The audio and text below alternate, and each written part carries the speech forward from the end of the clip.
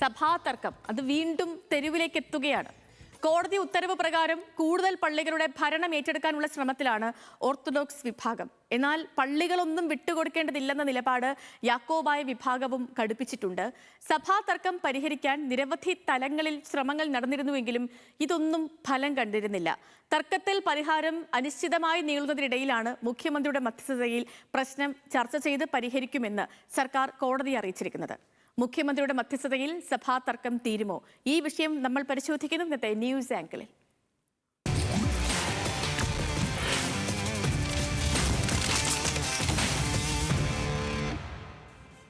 കൊച്ചിയിൽ നിന്ന് അനിൽ ജോർജ് നമുക്കൊപ്പം തത്സമയമുണ്ട് വിശകലനങ്ങളുമായി. Anil George, good morning. ശരിക്കും പറയുകയാണെങ്കിൽ വീണ്ടും സഭാ തർക്കം അത് മൂർച്ഛിച്ചു വരുന്നതും ചർച്ചയാകുന്നതും ഒക്കെയാണ് നമ്മൾ കാണുന്നത്. ഇപ്പം നമുക്കറിയാവുന്ന പോലെ ദൈവനാമങ്ങളും അതേപോലെ തന്നെ സങ്കീർത്തനവും ഒക്കെ മുഴങ്ങേണ്ട അൾത്താരയിൽ കയ്യേറ്റവും തെറുവിളിയും ഒക്കെ കാണുന്നത് കുറച്ചധികം ബുദ്ധിമുട്ടാണ്. മാത്രമല്ല അതിനൊക്കെ നേതൃത്വം നൽകുന്നത് വൈദികർ പോലുമാണെന്നുള്ളതാണ് ആശങ്കപ്പെടുത്തുന്ന മറ്റൊരു കാര്യം. ഇപ്പം ഈ ഒരു സംഭവത്തിന് പിന്നാലെ ഓർത്തഡോക്സ് സഭ ഇന്നലെ തന്നെ ഇതിനെ അപലപിച്ചുകൊണ്ട് പ്രസ്താവനയൊക്കെ നടത്തിയിരുന്നു.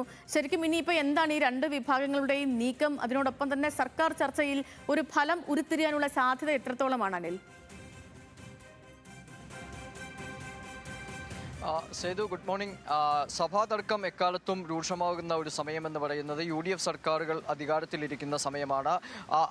ഒരു ഇടവേളയ്ക്ക് ശേഷം ഇപ്പോൾ UDF സർക്കാർ വീണ്ടും അധികാരത്തിൽ വന്നു. വീണ്ടും സഭാ തർക്കവുമായി ഇരുവിഭാഗവും കടുത്ത നിലപാടുകളുമായി രംഗത്തെത്തുകയും ചെയ്തിട്ടുണ്ട്. കാരണം ഇതിൻ്റെ ഏറ്റവും പ്രധാനപ്പെട്ട കാരണം UDFിൻ്റെ പ്രത്യേകിച്ച് കോൺഗ്രസിൻ്റെ നേതൃതലങ്ങളിൽ പല ഇടത്തും ഒരു കൃത്യമായ സ്ഥാനങ്ങളിൽ ഓർത്തഡോക്സ് യാക്കോബായ വിഭാഗത്തിലെ നേതാക്കന്മാരുണ്ട്.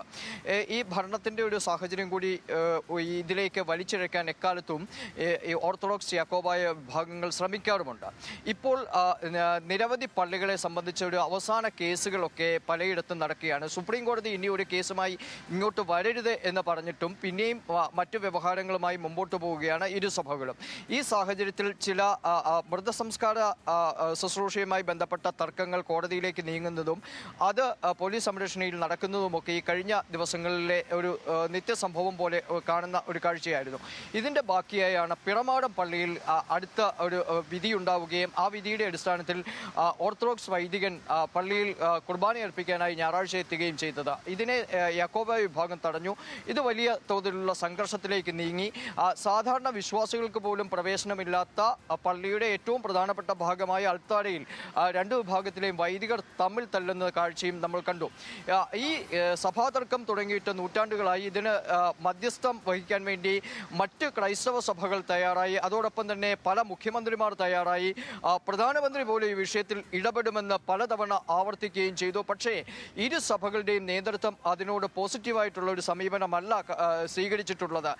കോടതി വ്യവഹാരങ്ങളിലൂടെ 1934 ഭരണഘടന അനുവദിച്ച് കിട്ടിയിട്ടുണ്ട് എന്ന് ഓർത്തഡോക്സ് വിഭാഗം കർശന നിലപാടെടുക്കുന്നു. അതിനാൽ തങ്ങളുടെ പള്ളി തങ്ങൾക്ക് ലഭിക്കണമെന്നാണ് അവരുടെ നിലപാട്. അതിനപ്പുറത്തേക്ക് കോടതി വിധി മാറ്റിവെച്ചുകൊണ്ടുള്ള ചർച്ചയ്ക്കില്ല എന്ന് അവർ വ്യക്തമാക്കുന്നു. എന്നാൽ വിശ്വാസികളുടെ 99% ഓരോ ഇടവകയിലും തങ്ങൾക്കൊപ്പമാണെന്ന് യാക്കോബായ വിഭാഗം വാദിക്കുന്നു. അതിനാൽ ചർച്ച് ആക്ട് കൊണ്ടുവന്ന് ഈ പള്ളികൾ തങ്ങളുടെ പള്ളികളായി സംരക്ഷിച്ചു നിർത്തണമെന്ന് യാക്കോബായ വിഭാഗവും ആവർത്തിച്ച് പറയുകയും ചെയ്യുന്നു. ഇതിനപ്പുറത്തേക്കുള്ള ഒരു സമവായം സാധ്യമല്ല എന്ന് ഇരുവിഭാഗവും പറയുന്നിടത്താണ് ഇപ്പോൾ UDF സർക്കാർ കോടതിയെ മുഖ്യമന്ത്രിയുടെ നേതൃത്വത്തിൽ ഒരു ചർച്ച നടത്തി ഈ സഭാതർക്കം പരിഹരിക്കും എന്നൊരു സത്യവാങ്മൂലം നൽകിയിരിക്കുന്നത്. അതിൻ്റെ പ്രധാനപ്പെട്ട കാരണം ചില പള്ളികൾ ഏറ്റെടുക്കുന്നത് സംബന്ധിച്ചുള്ള കേസുകൾ ഹൈക്കോടതിക്ക് മുമ്പിലുണ്ട്. ഇത് ഏറ്റെടുക്കുന്ന കാര്യത്തിൽ ഒരു നിലപാട് അറിയിക്കാൻ സർക്കാരിന് സാധിക്കില്ല. കാരണം ഇരുവിഭാഗത്തെയും പിണക്കിക്കൊണ്ട് മുമ്പോട്ട് പോകാൻ കഴിയില്ല എന്നതാണ് അതിനകത്തെ ഏറ്റവും പ്രധാനപ്പെട്ട കാര്യം. അതിനാൽ കൂടുതൽ സമയം നേടിയെടുക്കുക എന്നുള്ളതാവും UDF സർക്കാരിൻ്റെ ഭാഗത്തു നിന്നുള്ള ലക്ഷ്യം. അതിനാലാണ് ഇത്തരമൊരു ചർച്ചയ്ക്ക് വേണ്ടി എന്നുള്ള നിലയിൽ ചില ഉറപ്പുകൾ കോടതിയിൽ നൽകുന്നതെന്ന് ഇരുവിഭാഗവും പറയുകയും ചെയ്യുന്നു. ചർച്ചകളോട് മുഖം തിരിക്കുന്നില്ല, പക്ഷേ തങ്ങളുടെ നിലപാടിൽ നിന്ന് മാറില്ല എന്ന് ഇരുവിഭാഗവും പറയുന്നിടത്ത് ചർച്ചയ്ക്ക് എന്ത് പ്രസക്തി എന്നതാണ് പൊതുവിൽ ഉയരുന്ന ഒരു ചോദ്യവും. അതിനാൽ തന്നെ ഈ മുഖ്യമന്ത്രി തലത്തിൽ നടക്കുന്ന ചർച്ചകളിലും ഒരു കൃത്യമായ ഒരു സമവായത്തിലേക്ക് കാര്യങ്ങൾ എത്തുമോ എന്ന കാര്യത്തിൽ ആർക്കും ഒരു ഉറപ്പില്ല. സഭാതർക്കം കൂടുതൽ വഷളായി മാറുന്ന ഒരു അന്തരീക്ഷം കൂടിയാണ് ഇപ്പോൾ ഉള്ളത്. സേതു.